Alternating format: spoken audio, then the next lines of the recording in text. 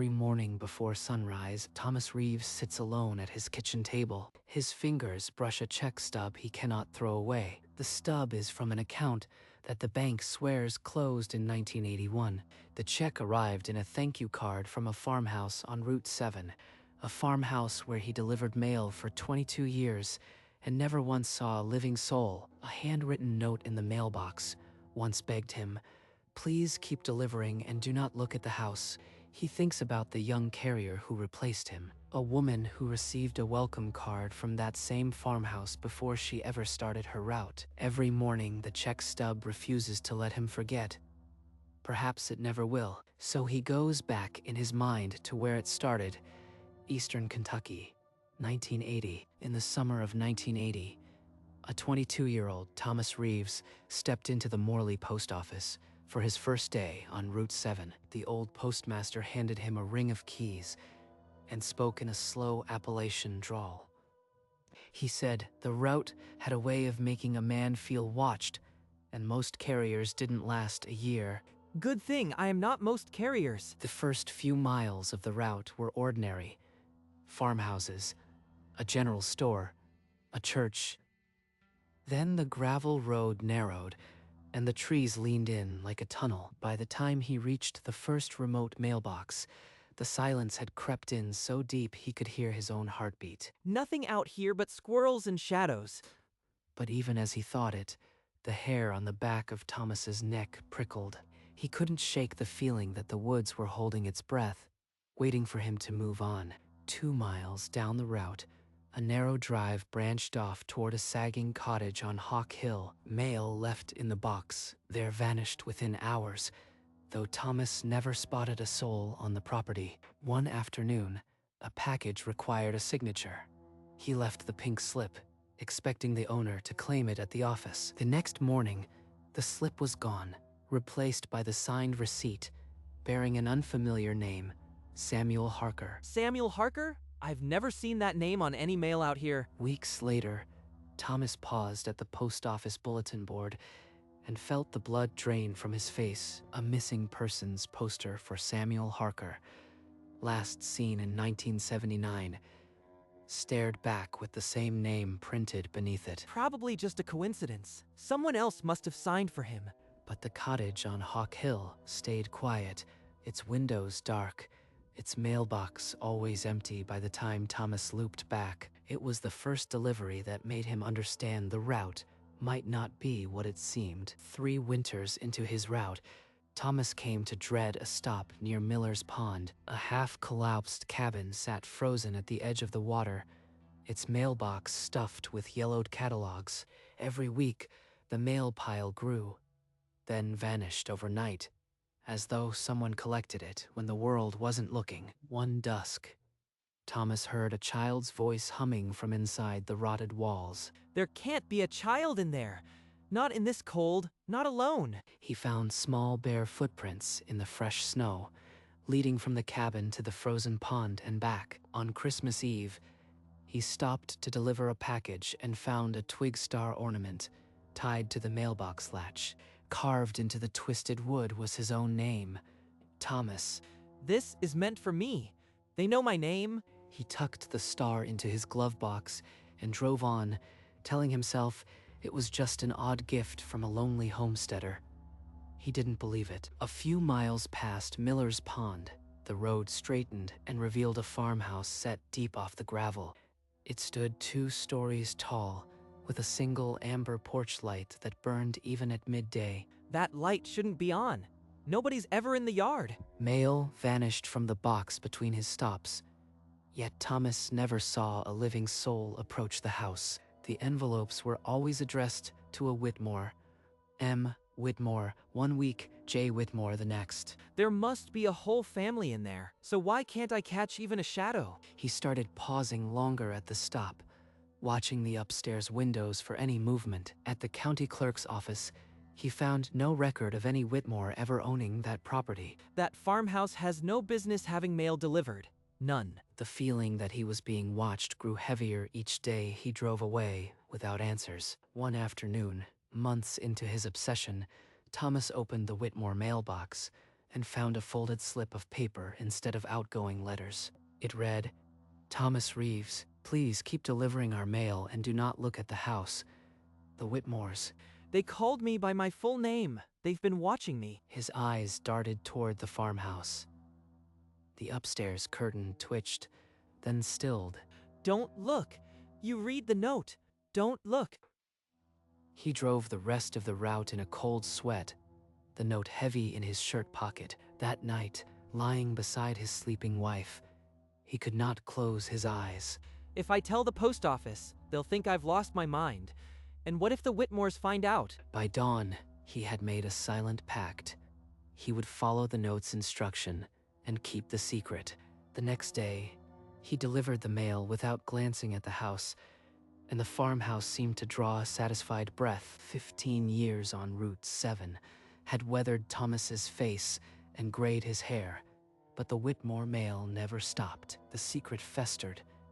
Finally, he drove to the county library one evening and slid a reel of old newspaper microfilm into the reader. The keyword Whitmore brought up a single article from the Morley Gazette, dated April 1981. The headline read, "Whitmore family perishes in house fire.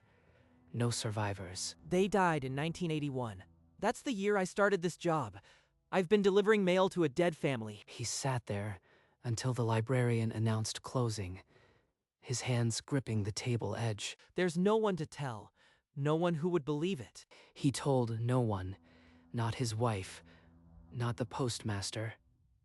The mail had to keep moving. The Whitmores had died, but their correspondence showed no signs of stopping. Every delivery now felt like an offering left at a tomb that still breathed. After the library, the weight of the truth pressed on him until one morning he stopped the Jeep at the foot of the Whitmore Drive. I need to see what's in there.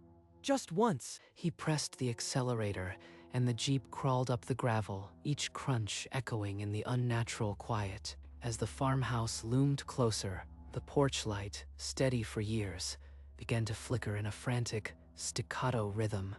Then came the humming, low, not musical, but rhythmic, like a warning that vibrated through the glass. That's them. They know I am coming. He slammed the brake. The Jeep shuddered to a halt halfway up the drive, engine whining against his hesitation. Thomas threw the shift into reverse and backed down the gravel faster than he'd ever driven it, heart pounding in his ears. He never tried again. From that day, he left the mail without lifting his eyes to the windows. The farmhouse had drawn its line, and Thomas knew he would never cross it again. One evening after his route, Thomas found his daughter at the kitchen table, a crayon clutched in her small fist. She'd drawn a house with a bright porch light and 4 stick figures. Beneath them, she'd printed, "Mommy, Daddy, me, and the nice man." Thomas knelt beside her and forced his voice steady, but she only said the man came to her dream. He thanked her for her daddy's mail. The Whitmores. They've been inside my child's head. He asked more, but she just shrugged and said, "The man lived in the house with the warm light that Daddy visited every day." This is a warning. They know my family. They can reach them. I could quit, move us away. But what if that makes them angry? He remembered the note. Not looking meant not interfering. Breaking the cycle might be worse. There's only one way to protect her. I have to talk to them. That night, he wrote a single line on a scrap of paper. "What do you want from us?" Tomorrow, he would leave it in the box. The next morning, Thomas slipped the folded note into the Whitmore mailbox. His fingers trembling, he delivered the rest of the route in a daze, his mind churning with dread. When he opened the Whitmore mailbox the following afternoon, his own scrap was gone. In its place lay a single folded card. He unfolded it. The same handwriting as the first note. "Just deliver the mail, Thomas." No threat, no promise. Just the command to serve. He understood then that the Whitmores did not want him to understand. I am just the mailman. Nothing more, nothing less. He tucked the reply into his pocket and drove on without looking back. The years that followed were quiet on Route 7. Thomas delivered the mail and the farmhouse kept its secret. He never spoke of the Whitmores again, and retirement crept closer one delivery at a time. 22 years blurred into a rhythm of gravel and dust. At the mailbox, his reflection in the shiny metal showed a man he barely recognized. Emily grew up, and the crayon drawing on the fridge yellowed and curled. Margaret never asked why he sometimes stared at the ceiling at 3 in the morning. He sorted mail in the silent post office, a ritual that felt like atonement. I've carried more letters for the dead than for the living. Every stop at the Whitmore Drive was added weight, a debt no pen could settle. When the pension statement arrived, he left it on the kitchen table, unopened, for 3 days. Retirement. The word felt like a trap door under my feet. He signed the forms with a hand that shook only slightly, and the postmaster wished him well. The morning of his final route, Thomas found a sheet cake in the break room. His colleagues had written, "Congratulations," Thomas's in blue icing. He could barely taste it. It's just a job. You deliver one more loop and you are done. The Jeep felt heavier than ever as he turned onto Route 7 for the last time. Each familiar mailbox was a door closing. Then the Whitmore Drive came into view. He opened the box. No letters, only a blue envelope resting against the metal wall. He pulled the card out with trembling fingers. It was a standard thank you note, but the message was typed. The typed note read simply, "We appreciate your discretion." Beneath the note was a check, made out for the exact amount of his pension supplement. How do they know that figure? How could they possibly know? He drove the Jeep back to the post office in a fog. The check's warmth, a phantom pressure against his chest.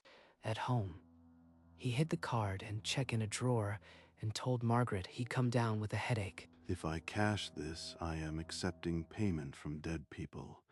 What will they ask in return? He spent 2 sleepless nights staring at the ceiling, the drawer handle gleaming in the dark like an accusation.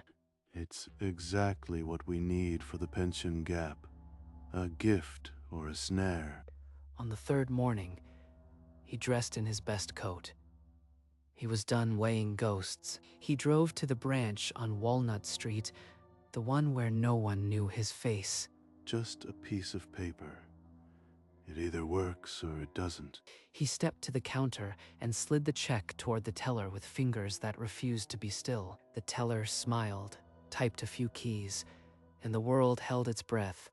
The teller tapped enter, and the check cleared without a single hold. A green confirmation glowed on her screen. It went through. Actual money. From people who've been dead 40 years.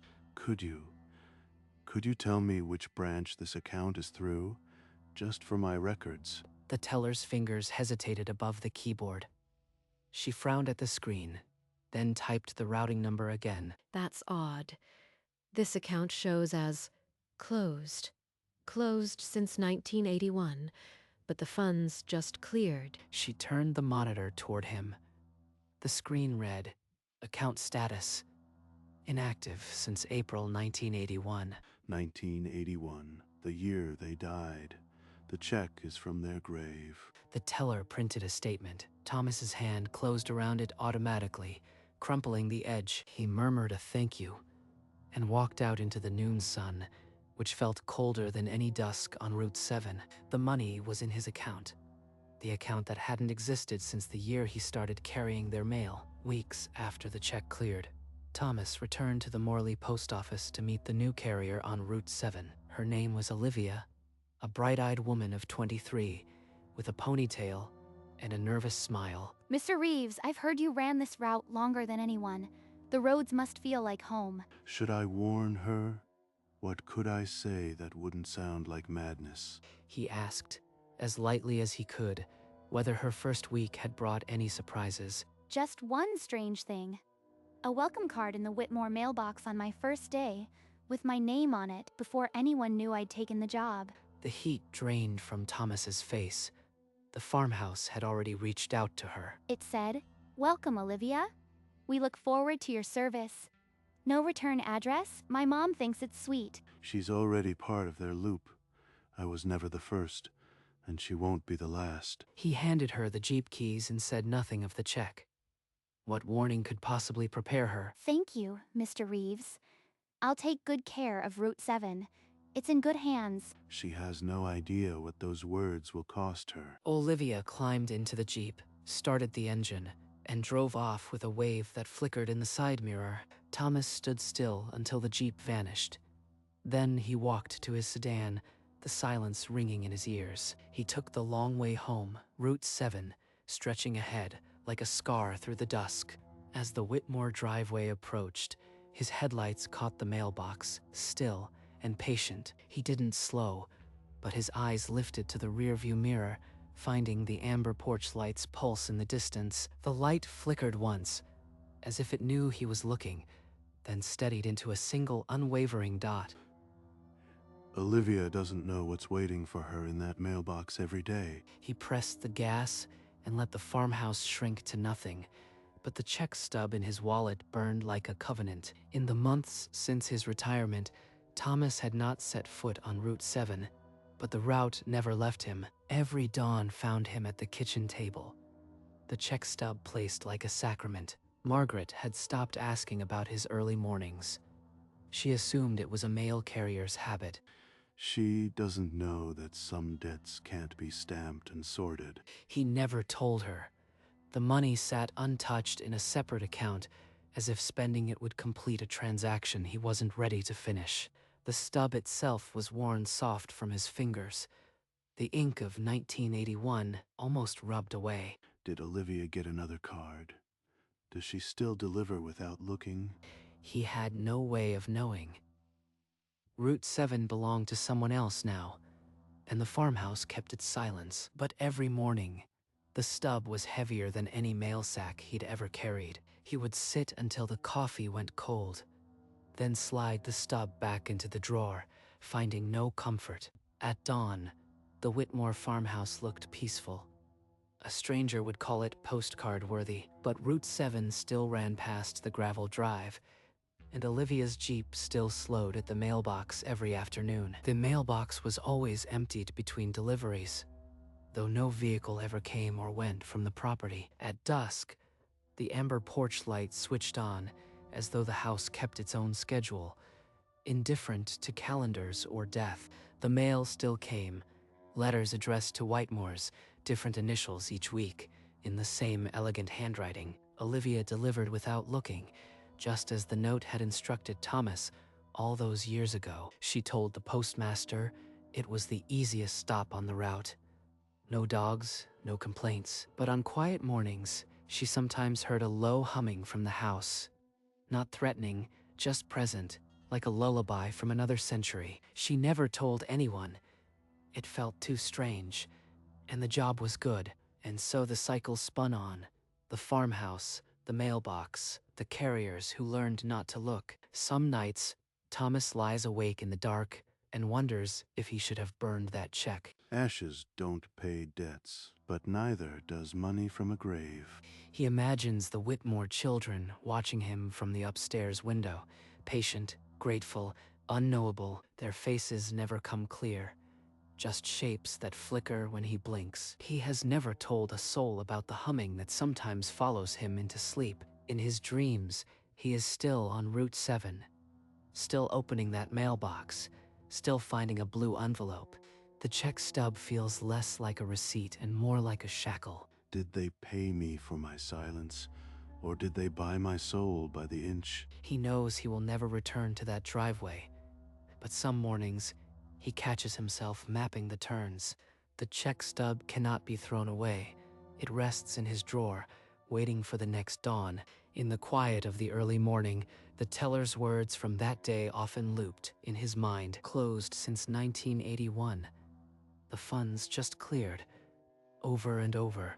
A contradiction he could never resolve. He remembered catching his own reflection in the bank's glass door that afternoon, a man hollowed out by a secret. The check amount had never been spent. It sat in a separate account, untouched, as if using it would betray a promise. You can't cash gratitude from the dead. You can only carry it. He unfolded the tattered bank statement now and then, tracing the account number that belonged to no one. The routing code led to a branch that had been demolished before he ever took the postal exam, and yet the balance never wavered. Not a cent lost to fees or time. Some mornings, the weight of that untouched money made the check stub feel like a stone on his chest. He would lay it beside the coffee mug, stare until it blurred, and then slide it back into the dark. Each afternoon, Olivia's postal jeep slowed at the Whitmore driveway, the mailbox a familiar landmark. I am supposed to not look at the house, but who sends mail and never shows their face? The welcome card she'd received on her first day was tucked in the sun visor, a keepsake she didn't fully understand. She stopped at the mailbox, slipped the day's letters inside, and did not lift her eyes to the windows. As she pulled away, the porch light flickered once, a quiet acknowledgement or faulty wiring. Old houses do that. Nothing to worry about. She never mentioned the low humming that sometimes drifted from the house on still afternoons. The job was good, the pay steady, and the Whitmores, whoever they were, never complained. I can't imagine delivering anywhere else now.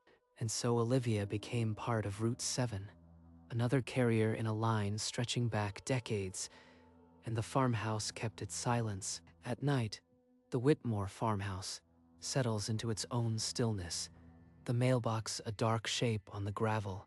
A small figure stands in the upstairs window, a child, perhaps, and raises a hand in a slow, deliberate wave. Inside, a dusty family photograph sits on a mantelpiece, a young girl in the center, her eyes fixed on something beyond the frame. At dawn, the farmhouse is silent again, the driveway empty, the porch light off. The mail is gone. Thomas doesn't know it, but the Whitmores still send mail. Letters arrive with new names, new returns, drawn from accounts that never existed. He sits at his table with the stub, not knowing that a child's silhouette waits in that upstairs window, patient and grateful. Every carrier on Route 7 learns the same lesson. Deliver the mail. Don't look, and the farmhouse will take care of the rest. Olivia will drive that gravel road tomorrow, and the day after, and the day after that. The photograph in the farmhouse doesn't fade, and the names on the letters keep rotating. They are still waiting, and on his kitchen table, the check stub lies, as it has every morning, a silent receipt for a service that never ends.